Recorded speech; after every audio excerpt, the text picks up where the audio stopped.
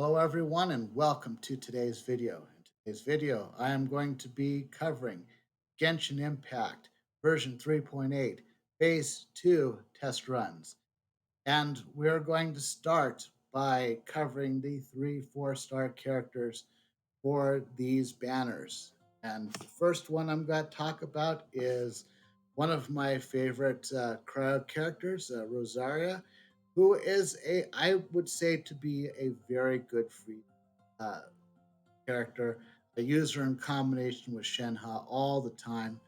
Works great. I don't know if I'm using Shenhe exactly the way that people recommend, but I will say that Rosaria will get any of your freeze teams in gear. So, if you're looking to level up Rosaria, you will need to head over to the Cryo Registline, which is located just southeast of the Temple of the Wolf, which is this thing right over there. On my navigating to Cryo Registline. Okay, so the Cryo Registline is a very easy boss. If you don't know how to beat him, I would suggest making sure your team has at least a pyro character and at least an electro character. Pyro definitely, but yeah, I don't think it's too hard. It's one of the 3 bosses I tend to farm when I just want the 10 bosses a week requirement on the battle pass without actually spending resin on it. So good thing about the Cryo Registline is it only drops the gem that she needs, so you won't need to look too far into other resources to get the jade that you need to level her up. You may need a little bit, but it's as good as it's going to get in this game. Speaking of level up materials, right up here in Stormbear Mountains and Stormbear Point are all the Valberries on the entire map. You can look up a farming guide to see how to get all of them in one go. I think that's overkill. They're pretty easy to find, and there's 3 per plant. You'll have all the Valberries you need for Rosaria in no time. Take a look at the rest of the things she needs. Fatui loot is not the easiest thing to farm, but isn't the hardest. Um, it is kind of funny that Rosario requires the ballad books, which are available on Wednesday and Saturday. Funny if you've been paying attention to her story, mind you. And to level her talents past level 6, you'll need the Shadow of the Warrior. This is dropped by probably the 3rd weekly boss you'll encounter. Uh, this boss is unlocked after Archon Quest Chapter 1, Act 3, which is near the end of Liyue's story. I won't spoil who it is, but if you know, you know. And if not, then it doesn't take long to complete Liyue's story from the beginning. So you'll be leveling her up as far as you want in no time flat. Now, as far as her artifact set, since she is such a really good freeze character, there's no other set that I could recommend other than Blizzard Strayer. Blizzard Strayer is located at the tippy top of Dragonspire, which is a place that not many of us like to go to. So if you don't like going there, fear not, you can also strongbox it. As far as her weapons, you will get all the crit rate you need from Blizzard Strayer. Plus, there's a passive that allows her to get additional crit rate. Plus, if she's on a team with another crowd character, which she may or may not be, you might get even more crit rate. But you can always so I would recommend you go for a crit damage weapon. Blackcliff Pole is probably the most approachable. It is available in the Star Glitter shop every other month. I think it is available right now. This is July when I'm recording this, so if it is available now and you need it, try to get it now. If not, then then get it next time it's available. And if you can't manage to hold on to Star Glitter and you keep recycling it into wishes every time you get enough, there are other crit weapons that will do the job just fine. You can go for a crit rate weapon if you know what you're doing. I did that myself. I have a crit rate weapon on her. The benefit for having a crit rate weapon on Rosaria is that she can, on one of her passives, share 15% of her crit rate with the other characters on her team. So at least there's that. So as far as her constellations, I would like to recommend you get to at least C4. At C4, her skill regenerates some of her energy. You can go all the way to C6 to get that physical resistance shred, which is good, but the C4 is the more valuable of the two. I would definitely, me personally, I'd like to get her to C6. I'm debating whether I'm going to do that on this banner or not. Haven't made up my mind yet, but we'll see. Let's move on to Yanfei. Yanfei is one of my favorite characters in the game as far as using her frequently. Um, she is the textbook definition of a pyro DPS. So if and the good thing is if you didn't get Klee and you really want someone who can just put a bunch of pyro damage on the field, well, Yanfei is a good backup choice to Klee, as is vice versa. Now she requires the Prima Geovishap, which is a little bit of a challenging boss, at least as far as to understand. First thing I would note that the closest of the teleport points to him is this one over here, and even that one's not particularly close because there's a lot of epic enemies right in this area right here. Uh, Plus, you're going to go right over to him, and you may not want to fight him. I'll explain why. But first, what I'm going to suggest is that if you are farming him, just make sure that you have a portable waypoint and just set it kind of right around here so that you can warp to that portable waypoint, peek in, see if he's the right color. If he's not the right color, go away and come back. Reason why that's important is because look at all the gems that he can possibly drop. He drops one, two, three, four, five different colors of gems. The He'll always drop topaz, which is that one you see on the top, which is the geo one. He will, and then at any given time, he'll drop one of the other four.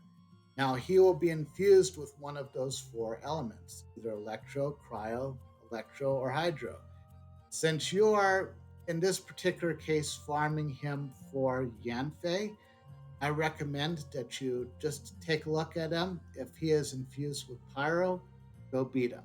If not, come back or go away and then come back until he is infused with Pyro. Because he'll be randomized every single time you get there.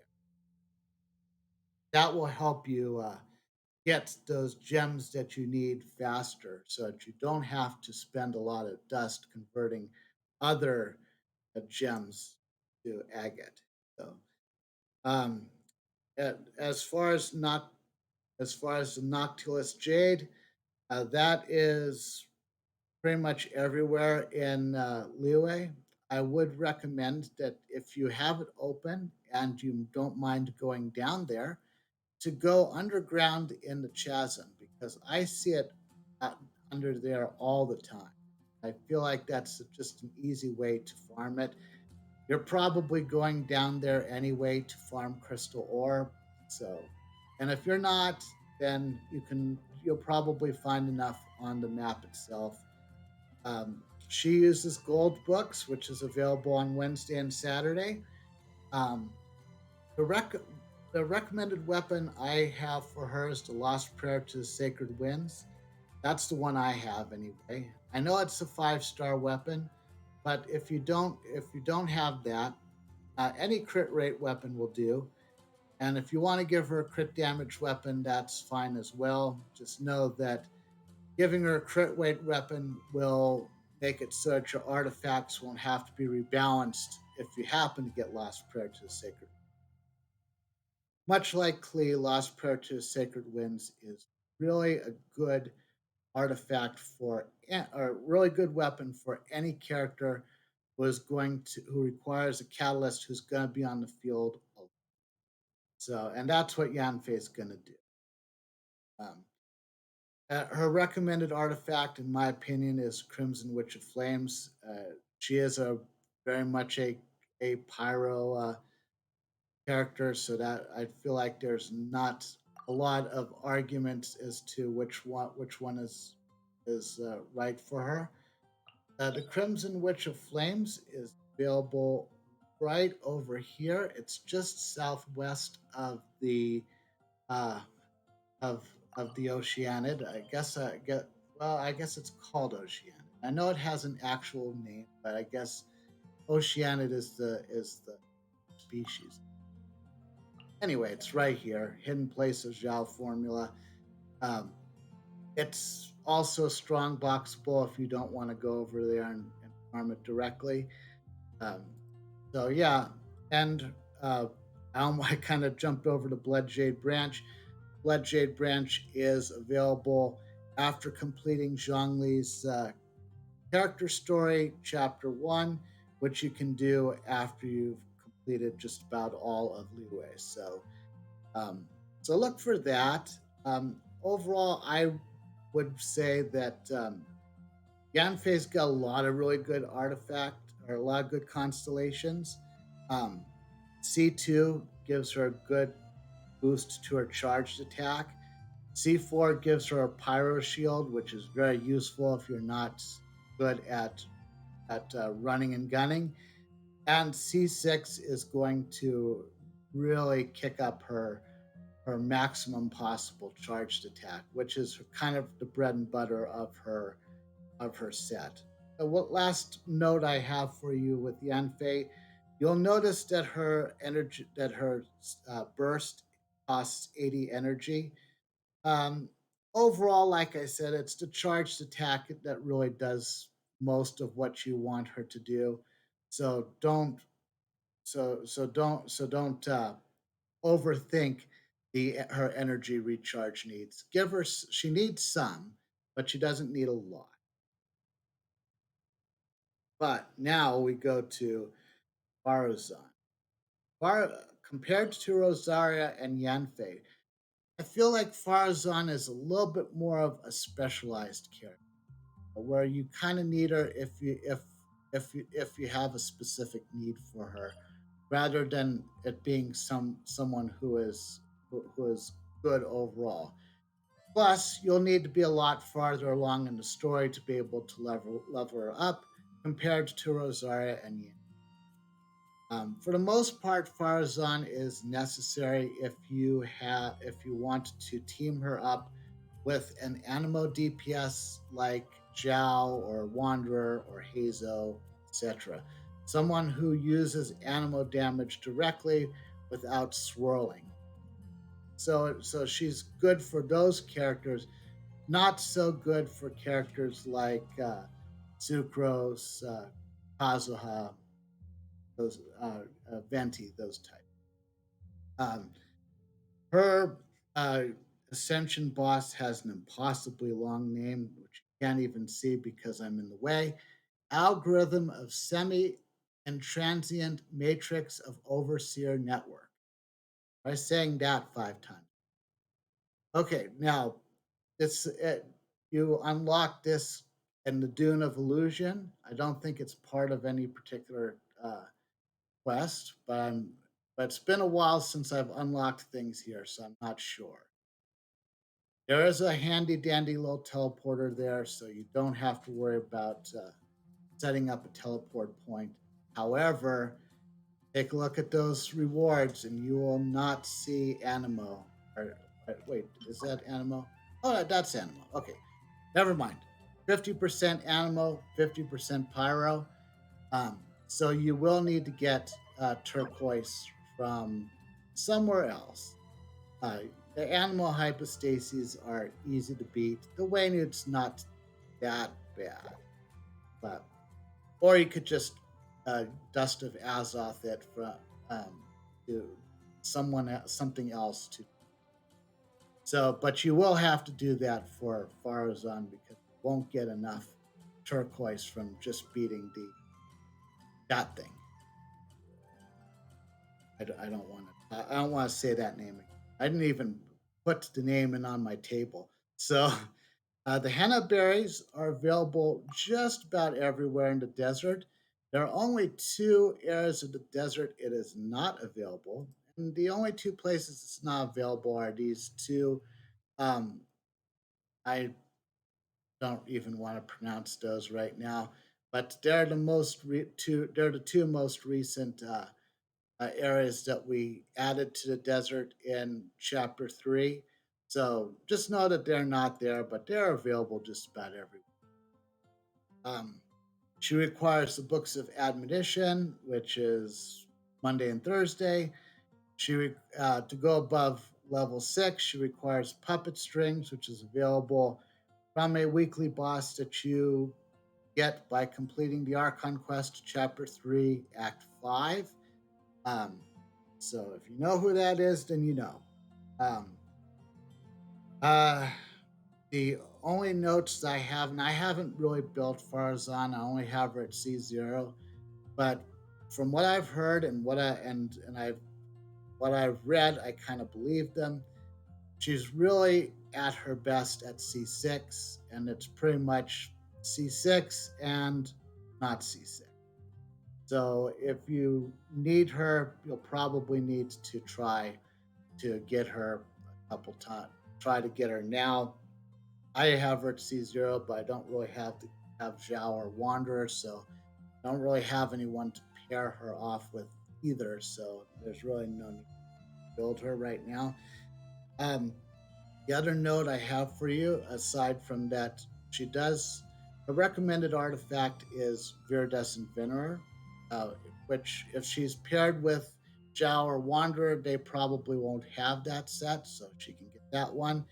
If she's paired with someone who does have that set, then Noblesse is the next one up. If someone has Noblesse as well, you can go with Tenacity.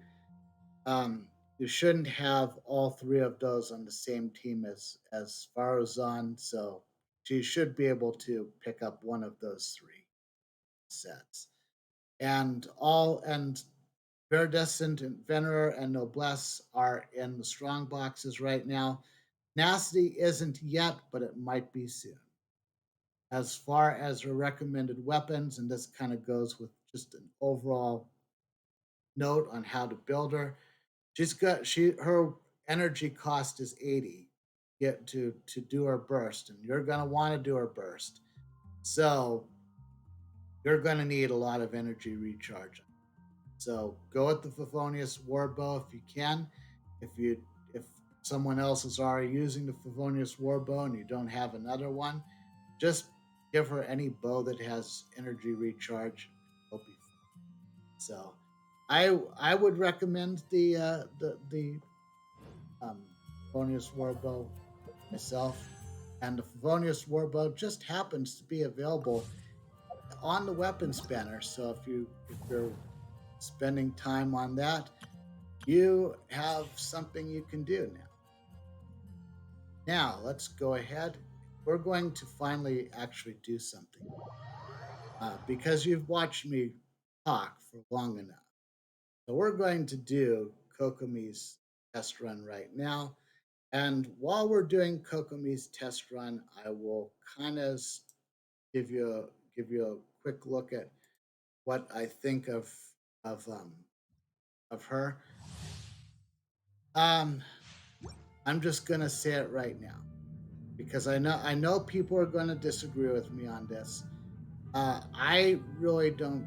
I really don't see the need for myself. She is a good healer. She is not as good a healer as Barbara. Um, she is better as far as damage is concerned overall, but um, not. I wouldn't say that she's a better healer, the biggest reason I wouldn't say that is that she's got um, a lot of good skills, but Barbara, particularly at C6, has one skill that she doesn't have and that she won't have. And that is that Barbara at C6 can revive one of your characters every 15 minutes. And while that doesn't sound like a big deal, particularly if you're just going around the world map, it is a big deal in the Spiral Abyss, and it is a big deal when you're kind of in harder battles. So I would definitely say make sure that you have Barbara at C6, and if you still feel you need Kokomi, then you can still get Kokomi. Um, Kokomi requires the hydrohypostasis to level up. Hydrohypostasis is another one of those bosses that's a little bit far away from the closest teleporter point. So just get a portable waypoint and farm it week, and it should be good to go. The hypostasis will drop the gems that she needs, so you won't have as much of a problem there as you have with some of the other characters we're talking about today. As for the pearls, you can find those in Watasumi Island. As for specters, you can find those at Watasumi Island and a few other places. Transience is her talent book Monday and Thursday. The Hellfire Butterfly is available from the weekly boss you get by completing Archon Quest Chapter 2, Act 3. Again, if you know who that is, you know. Now, the recommended weapons probably is a bit of a surprise to you. You're probably thinking I would recommend her Everlasting Moonglow. It's I mean, you can use the Everlasting Moonglow if you want, but not particularly that keen on that weapon. Throwing Tails of Dragon Slayers will work just fine for her, my opinion. But if you get it, then you can give it to her. There's nothing wrong with it. So, and her recommended artifact set is the Ocean Hued Clam. If for whatever reason you don't want to do Ocean Hued Clam, you can do Maiden's Beloved, which is also a good healing set as well. Okay, well, that's it for Kokomi. Chances are, I mean, if you like the character, then you'll probably get her. But otherwise, I'm a little, I'm, it's hard for me to recommend her because I think Barbara's a better healer. I'm also wary about that we're about to head to Fontaine and we're likely to see some more Hydro characters soon. So you may not want a kind of a Hydro character that duplicates a Hydro character that you already have. And we all got Barbara for free. Okay, I've put it over. I've put it off long enough. It's Hat Guy time because it has to be Hat Guy.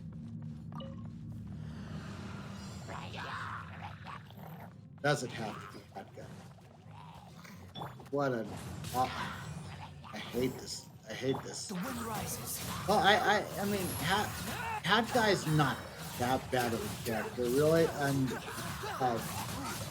you can get if you build him right, and you can and you like that character, then great.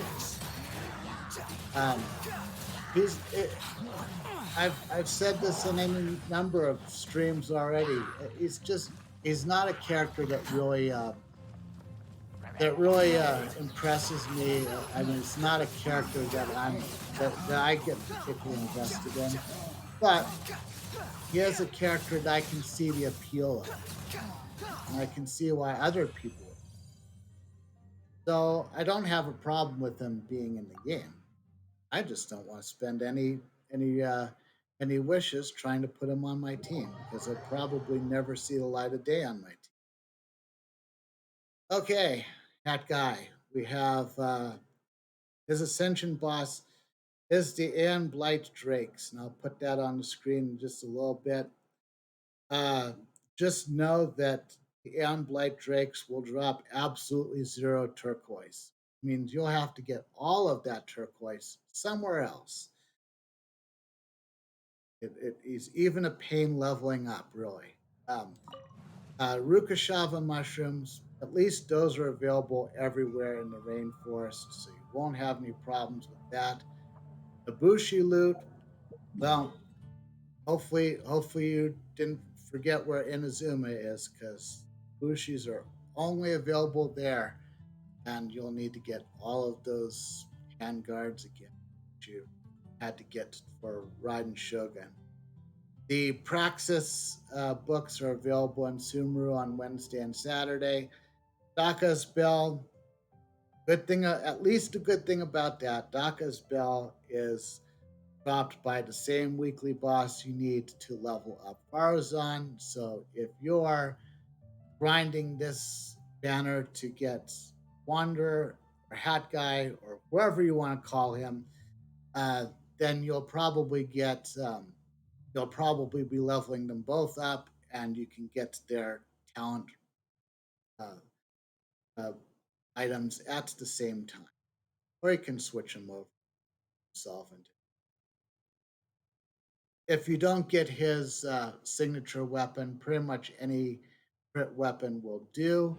I was trying to remember. I probably should have put this in, which I believe his uh, catalyst is a crit damage, and it is. So I would go with crit damage first, and then crit rate if you can't get it. Just like I said, giving him a 4-star crit damage catalyst gives him a little bit of an easier way to jump up to his signature weapon if you get it later, without having to redo his artifact. And his recommended artifact set is Desert Pavilion Chronicle, which is available in the desert somewhere, and I've already forgotten where. Desert Pavilion Chronicle is pretty much used by him. It's not the best artifact set for anybody else.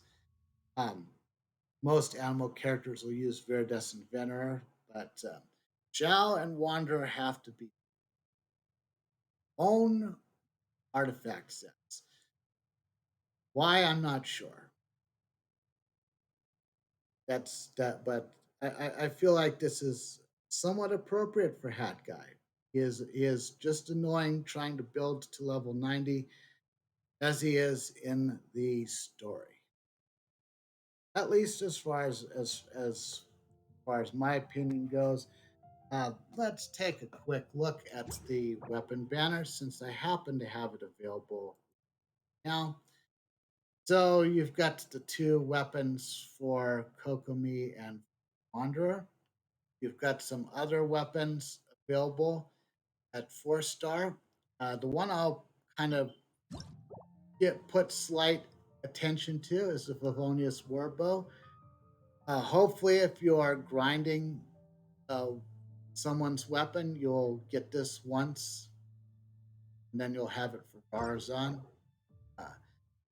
Uh, but the Dragon's Bane is somewhat useful. I see it recommended a lot for certain characters. Some people put it on Shangling, some people put it on Toma. I think I'm going to put it on Toma if I haven't already, even though I haven't built him yet. The other ones are, I would say, maybe situational. Would I go for this weapon banner? Um, The everlasting moon glow is is kind of a good reason not to go for any weapon banner that it's because you have a chance to get stuck with it.